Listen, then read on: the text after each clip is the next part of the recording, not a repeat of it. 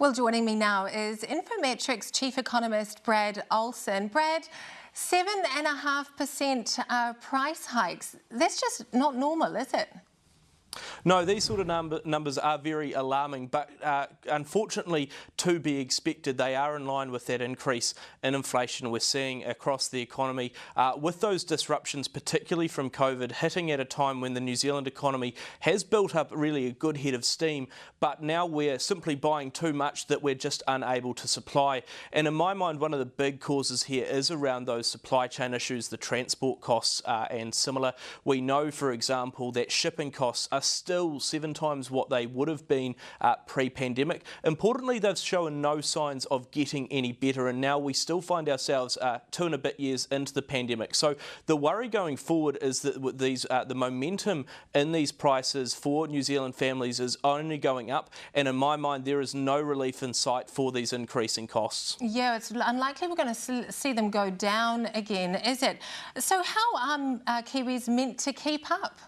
Brad. I think particularly this year we are going to see New Zealand households have to have a much closer focus on their household budgets.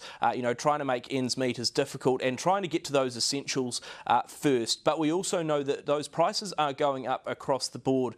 Rents are increasing, fuel prices and the likes of food. Food up at a 10-year high of 6.8% already.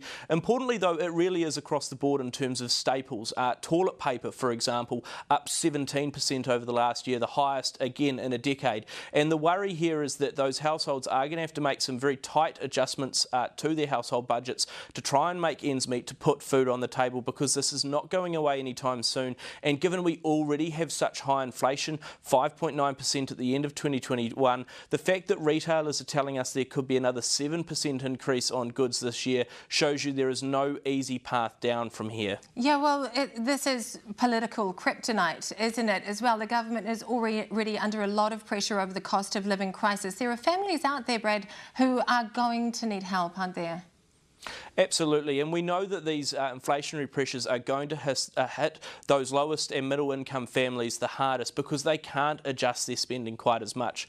Those people who have more money, those households who are able to adjust their spending, to travel a bit less or spend their money in different ways, will naturally do that. But people who are living paycheck to paycheck are really going to struggle, and I think the government is going to have to announce further support for those middle to low income New Zealanders this year. Importantly though, the Reserve Bank has a huge role to play here. Its job is to control inflation, and at the moment it's failing. They're going to have to take some very quick steps, some very unpopular steps, to raise interest rates to try and rein in inflation, because the longer we leave this inflation run wild, the harder it's going to get to correct, the harsher it's going to be on New Zealand households. Yeah, I can hear people sort of yelling at their TV screens from here who are already struggling with those high interest rates on mortgages, Brad, but it's all a cycle, isn't it? Thanks so much for joining us this evening. Thank you.